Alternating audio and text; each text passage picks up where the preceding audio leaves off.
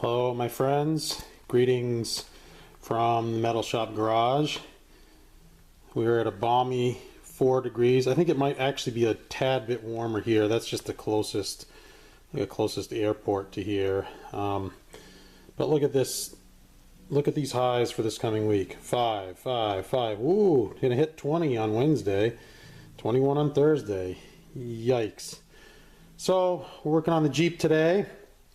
I'm going to get started on the wheels, redoing the fake bead locks and scraping some scale and some rust off and repainting the wheels.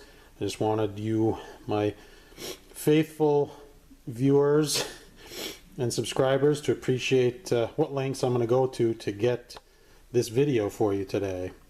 Because I think, although it's not 4 here, I believe it's 7. So really a difference. A distinction without a difference. A distinction? A difference without a distinction? Yeah, I can speak English. Stand by.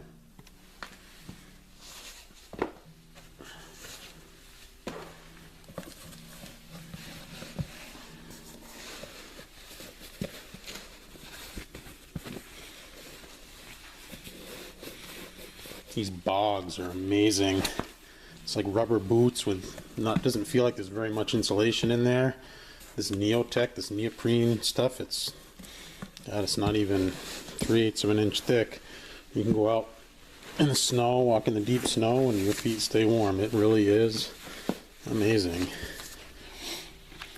Got the Polar Penguin work gloves. I'm telling you, my friends, it is cold out there. Oh.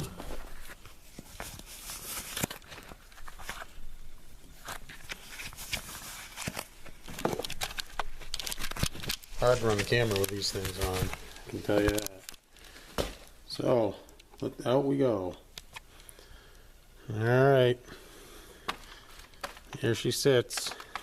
I'm gonna go for the spare, I believe. I really don't want to be crawling around underneath that thing.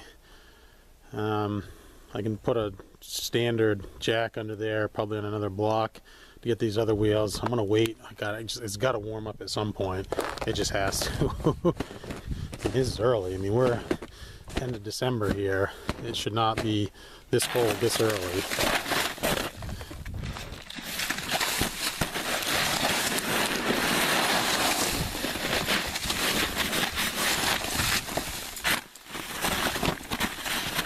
It's so cold. This cover probably break, crack.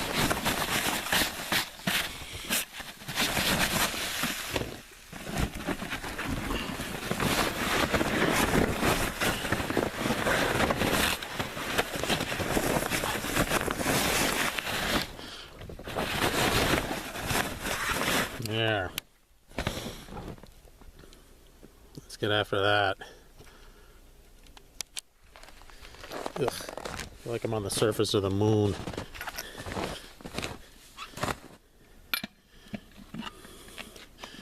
Maybe. There we go. Oh, perfect. Things we do with one hand. Apologize for the absolute garbage camera work. Ah, yes, that went right into the snow. Ah, awesome. There it is. We're not kidding around here. Ugh. Ah, yeah. Jeez. Now this snow on it is as slippery as all hell. Pack full of snow. Nice.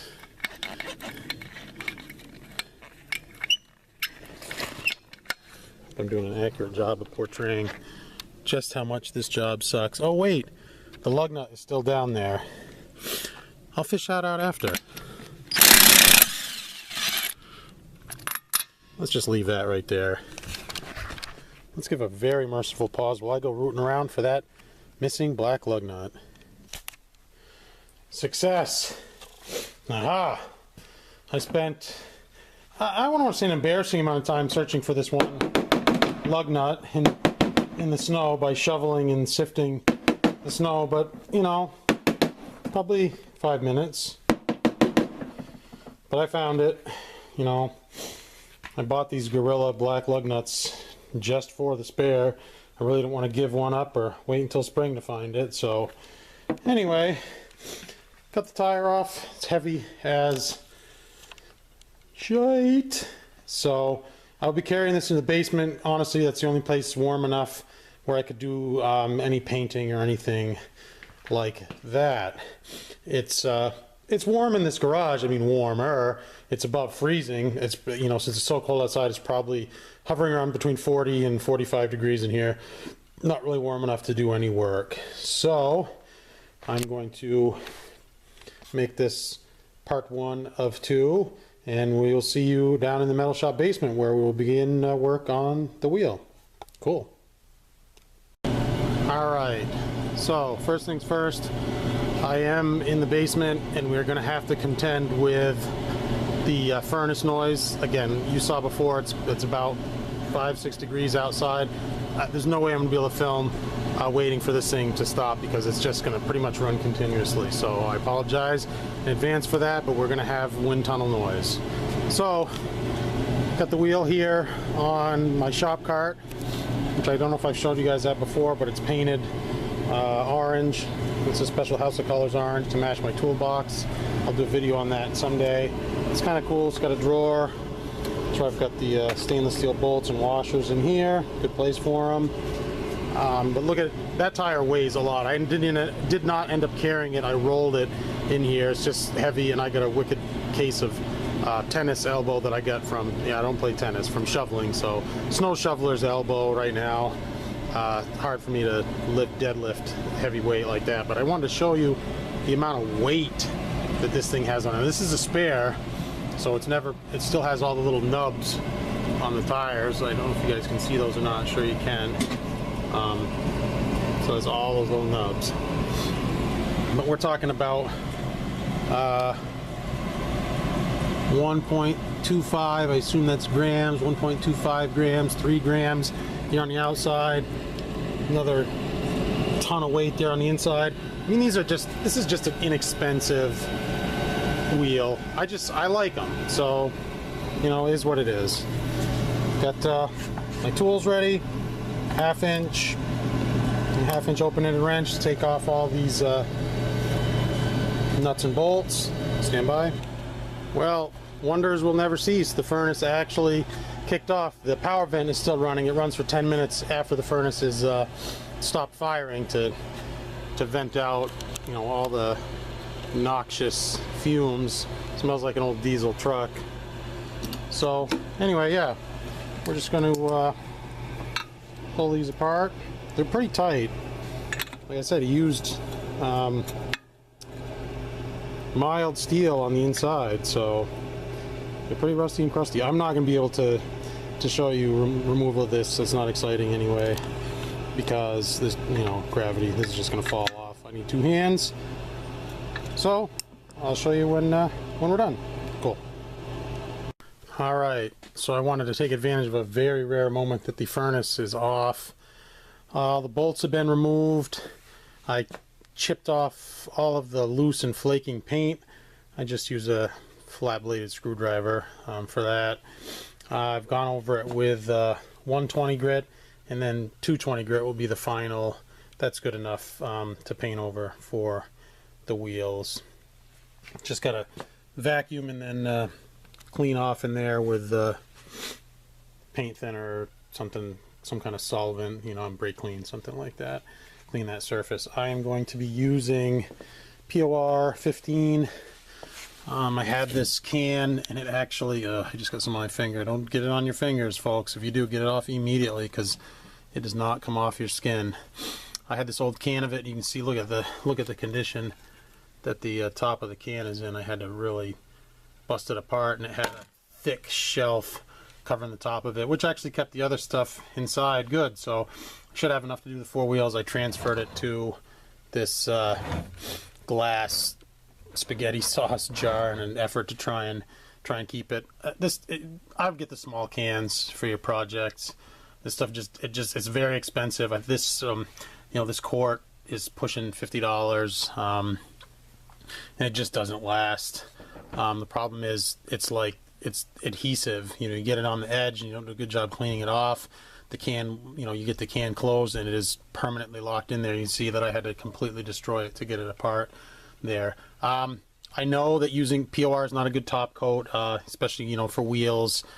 It's not good for UV. UV will turn it chalky, and I'm not going to use this as my final coat, but this stuff sticks to rust like nobody's business and just provides a durable coating. You know, it's right up there, you know, with powder coating for a finish. And then I'll top coat, you know, I'll do a spray coat over, you know, some Rust-Oleum, some high quality black paint over top of that. So, stand by. Alright, so got the first coat of POR on there. It's really good stuff. You know, I put it on with a foam paintbrush, but it really levels out, and looking at it like this, you really can't even tell that it's on there. But if you go like so, well, there goes the furnace. Thought I'd sneak it in. You can see the difference. So this is going to have to get a top coat of a gloss black to make it all match. There, you can definitely see the difference there. So cool. Do a playing card trick, keep it off the tire. Sure, POR would not come off a rubber either. So we'll see how it goes. Cool. Alright, so got the POR all done. 2 heavy coats, 3 coats in spots where there was rust. This actually looks pretty good. If this was UV resistant, I would probably just leave it. It's not really black. You can see in the sun it's more of a kind of a gray black. So I'm going to top coat the whole thing with Rust-Oleum high performance enamel, which is a really deep black, it's like a good Ford black. And I'm not wasting, you know, yards and yards of tape here. I've done this in the past. What I can do is I should be able to peel this off in one shot and reuse it on the other wheels, because I have to do this 4 more times. Not perfect. The front of the wheels actually came out relatively well. The backside, I painted a couple spots on the backside where it was rusty, where it had rubbed on the spare tire carrier, but it ran like crazy on the back for whatever reason. I must have laid it on too thick, flipped the wheel over, and I mean it just runs all the way around it. So good thing that you'll never see it. So yeah, I'm gonna hit it with a few coats of the Rust-Oleum, and I'll give you a shot. Alright, so we got the first coat on. You can still see the overspray hanging in the air. I did have to get my exhaust fan going, which I neglected when I very first started because it's like 8 degrees out, but I had to suck out all the paint fumes. Whoop. So I don't know if you can see that or not. I'm going to try and get you with the really good LED light. Looks pretty good. Pretty uniform. That Rust-Oleum is really good product. They give you more in the can. I don't know if that run is from the Rust-Oleum or from the POR. More than likely it's the POR, which is applied with a brush. So overall, pretty happy with the results. Again, I'll put on a couple more coats. I don't really need to show you that. Hopefully it will just appear the same. So that'll be it for this. I'm not going to show you that I'm duplicating this exact thing 4 more times for the other 4 wheels, unless something extraordinary happens with one of the other wheels. So hopefully you guys like this winter basement project on the Jeep. If you did, you know, please consider giving me a thumbs up. Give me a share. If you're new to the channel, please consider subscribing. I try and provide you guys with good content, good how-to, you know, automotive, guitar-related videos, you know, approximately once a week or so. And don't forget to check out my new garage project. I have a new video coming on that as well. All right, my friends, thanks for watching. Take care. Bye. All right, my friends. Whoa! Bonus footage. Sorry, you didn't think I was going to end this video without giving you the money shot of the finished wheels. But of course, nothing goes simply or easily as planned. The I told you, I've said it 100 times with these stupid wheels. The original owner used stainless bolts, but mild steel washers and nylock nuts. I wanted to replace everything with stainless so that it wouldn't rust. Okay? Now, try and find this. This does not match up to any USS or SAE standard washer. Okay? It doesn't exist. So it must be metric. So I find a metric washer. It's a metric 7. But the 7 millimeters, a 5/16 bolt will not fit through it. So, I mean, I don't even want to tell you what I went through. This is ridiculous. So when I bought the nylock nuts, just on straight up on Amazon, I just ordered straight up 5/16 washers, right? To replace the ones I had. And you get these giant SAEs, way too big. Not going to look right on there. So whatever. Okay, $5, Amazon Prime. Great. Figure out the metric, won't work. I buy this handy dandy little stainless steel flat washers kit. Again, Amazon, $11. Comes with metric 6, metric 8, no metric 7. Fantastic. So where are we? $15, $16. Okay, so I go to my local hardware store.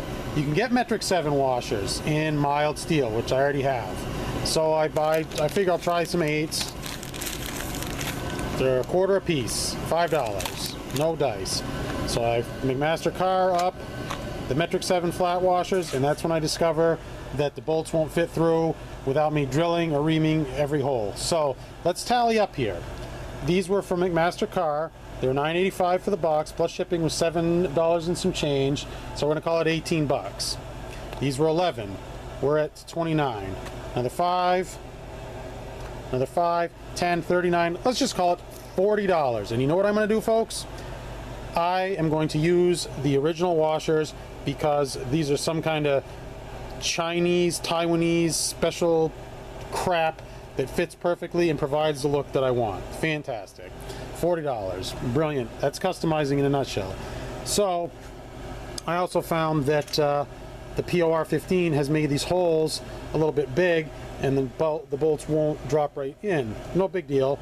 I kind of like it, you know, it'll thread through the paint and it will act as an additional locking, you know, force on the bolts themselves when it drives into the, you know, the POR 15. So stand by. I'm going to put all the nuts and bolts back on, and I will give you that money shot. All right, so there's the money shot. All the bolts are on. All is not lost. The little washers, I realized, are like kind of gold tinted. They must have a zinc coating on them at least. They're not rusty, so yeah, there's that. The finish, it came out really well, but unfortunately the vent right there, I left the wheel right in its path and it blew rusty fine particles of dust all into the paint. So luckily the paint was dry for the most part and I was able to blow it off with a can of Verrier and do some touch-ups, but the wheels kind of end up with a textured finish. So I've already finished out this video. This is all bonus footage, so if you stuck with me this far, thanks so much for watching, my friends. Take care. Bye.